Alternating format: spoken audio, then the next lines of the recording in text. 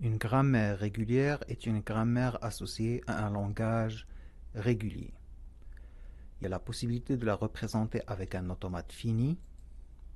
Elle ne comporte pas de récursivité centrale directe ou indirecte. La récursivité centrale directe, c'est quand un nom terminal se retrouve dans sa dérivation. Par exemple, ici, le E, on le retrouve dans sa dérivation. La récursivité centrale indirecte, c'est que le nom terminal, dans sa dérivation, on trouve un autre nom terminal, et ce dernier, dans sa dérivation, on retrouve le premier nom terminal. Donc, toujours pour la grammaire régulière, elle n'a pas besoin de mémoriser les états visités pour reconnaître une phrase ou une instruction, dans notre cas de ce cours de compilation. Maintenant, la grammaire à contexte libre. Une grammaire à contexte libre, context free, ou non contextuelle, est une grammaire qui ne dépend pas du contexte. Chacune de ces règles de production est de la forme. Un nom terminal vers une séquence de terminaux et de non terminaux. La plus connue des grammaires à contexte libre, c'est la forme de Bacchus-Naur, la BNF. Et c'est aussi la plus utilisée. Les grammaires à contexte libre sont reconnues par des automates à pile. L'automate à pile, il ressemble à l'automate qu'on a vu, qu'on a utilisé, sauf que il y a une pile qui va mémoriser les états visités. La phrase ou l'instruction qu'on veut reconnaître, le mot qu'on va lire, notre automate, les états, les transitions, et à chaque transition, on peut empiler ou dépiler de la pile. Donc, on va utiliser une pile pour sauvegarder les états visités. Elle sert de mémoire pour l'automate. Une transition qui peut être effectuée avec un non terminal ou un terminal. Donc c'est le même fonctionnement qu'un automate fini avec la possibilité d'empiler, dépiler lors de la transition. Pour analyser une phrase, une instruction, donc on suit l'algorithme suivant. On démarre dans l'état initial bien sûr, avec une pile vide et on pointe sur le premier mot de la phrase à analyser, le X de tout à l'heure. Après ça, on va lire le mot pointé. Selon ce qui est indiqué dans la transition équivalente au mot lu, on va soit empiler des choses ou dépiler de la pile. On va passer à l'état indiqué par la transition. Et s'il y a une erreur dans l'étape précédente, dans l'étape 3 ici, donc on va terminer l'analyse et refuser la phrase. Sinon, s'il n'y a pas d'erreur, s'il reste au moins un mot dans la phrase, alors on va pointer sur le prochain mot et revenir à l'étape 2, le lire et empiler ou dépiler et passer à l'autre état, etc. Sinon, on a terminé. On va accepter la phrase si on termine dans un état final, bien sûr, et aussi si la pile est vide. Si l'une des deux conditions n'est pas vraie, on refuse la phrase. La définition formelle d'un automate à pile. Un automate à pile est un septuple de la forme S, sigma, sigma prime, Z0, delta, iota, F, où S est un ensemble fini d'états. Sigma et sigma prime, ce sont deux alphabets de l'automate et de la pile, ce sont des ensembles finis. Delta est une fonction de transition. Elle diffère de la fonction qu'on avait utilisée dans les automates, juste par l'ajout de empiler, dépiler de la pile. Z0, un élément de sigma prime de l'alphabet de la pile, qui est le symbole de fond de pile. Iota appartient à S et l'état initial, et F est l'ensemble des états finaux. La grande différence avec un automate fini réside dans la fonction de transition delta.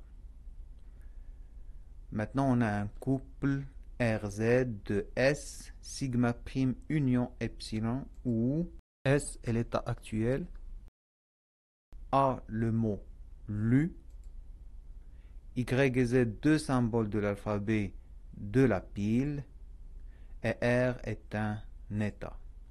Donc l'exécution de la transition, dépiler Y sauf si Y est la chaîne vide epsilon. Dans ce cas, la transition effectuée sans rien dépiler, ce n'est pas une erreur. Aller dans l'état R et empiler Z sauf si Z est la chaîne vide epsilon. Un automate à pile peut être représenté graphiquement en indiquant au niveau de chaque transition les modifications de la pile avec l'écriture de la forme YZ qui indique que Y est à dépiler et Z à empiler. Un automate à pile pour le langage ANBN qu'on avait dit que c'est un langage non régulier parce qu'il fallait mémoriser le nombre de A pour le répéter pour les B. C'est tout à fait comme l'automate qu'on avait vu avant, sauf que ici nous avons dans une transition, par exemple ici la transition A, on va rien dépiler, mais on va empiler Z. Ici, la transition B, on va dépiler Z et on va rien empiler. Parfois, dans des exemples, on peut trouver YZ, ça veut dire dépiler Y, empiler Z. Ici, le A, la transition A, on va rien empiler, rien dépiler. Donc, comment ça répond à notre langage qui n'est pas régulier? Ça veut dire qu'il faut mémoriser le nombre de A. Tout simplement, à chaque fois qu'on fait un A ici, on va empiler un Z. Donc, on va empiler autant de Z. Et quand on vient ici, à chaque fois qu'on fait un B, on va dépiler un Z. Donc, à la fin, si on a fait le même nombre de A que de Z, notre pile va être vide. Sinon, on ne va pas accepter le mot. Comme exercice, vous pouvez tester notre automate à pile avec la chaîne AAA BBB. Donc, ce qu'on veut, c'est les états qui seraient l'état courant à chaque étape et le contenu de la pile à chaque étape. Prenez votre temps, faites une pause. Maintenant, je présente la solution. Donc, on commence avec l'état 1 qui est l'état initial et au départ, la pile elle est vide. On va rencontrer le premier mot qui est A. Donc, quand on rencontre A, on va rien dépiler, on va rien empiler, mais on va passer à l'état 2. Donc, on est dans l'état 2, on n'a rien empilé, rien dépilé. On va rencontrer maintenant un deuxième A. On est dans l'état 2, on rencontre un A, on va rien dépiler, mais on va empiler un Z, ça veut dire le contenu de la pile, ça va être Z, et on est toujours dans l'état 2. On va rencontrer encore un A, on est toujours dans l'état 2, on va rien dépiler, on va empiler un autre Z et on va rester dans 2. Donc on est dans 2 et maintenant la pile c'est Z, Z. Maintenant on va rencontrer un B. Donc un B, on est dans l'état 2, on va rien empiler, rien dépiler, mais on va passer à l'état 3. Donc l'état en cours c'est l'état 3 et la pile n'a pas changé. On va rencontrer encore un B. Donc ici on est à l'état 3, on rencontre un B, on va dépiler un Z, on va rien empiler.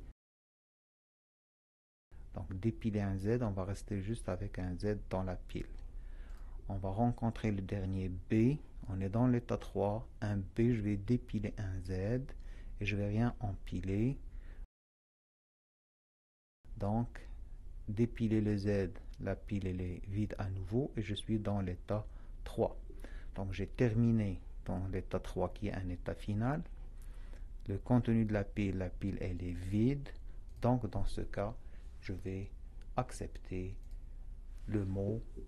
Donc il est validé par l'automate à pile.